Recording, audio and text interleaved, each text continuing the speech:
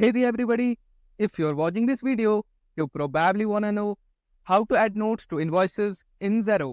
So without wasting any time, let's get started. In Xero, you can add notes to invoices to share extra details with your customers. When you create or edit an invoice, there is a section at the bottom where you can type in notes. This could be anything like payment instructions, reminders, or special message.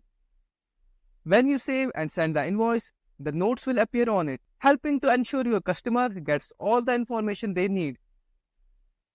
When managing credit control in Xero, it's important to keep detailed notes on customer interactions, especially regarding payment commitments. Here is how you can add notes to invoices after discussions with customers. In the first step, go to the Outstanding Invoices section. Select the specific invoice you want to add a note to. Scroll to the bottom of the invoice, then click on Show History to view the transaction history.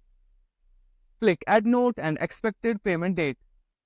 In the Notes section, write down details of a discussion, such as who you spoke to and any payment commitments, then enter the expected payment date. After doing all that, click Save to attach the note to the invoice. You can also add notes from the invoices list. To do that, navigate to the list of invoices that are awaiting payment. Locate the expected date column. Scroll to the specific invoice and click on the expected date column.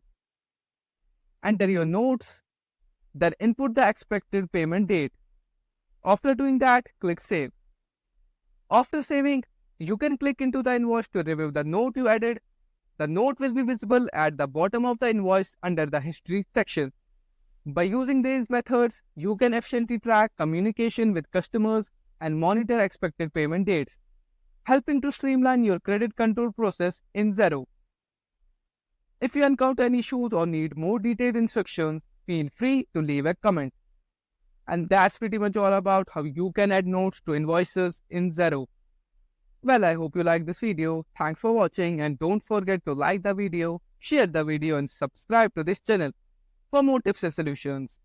Till then, bye bye and I will see you in the next one.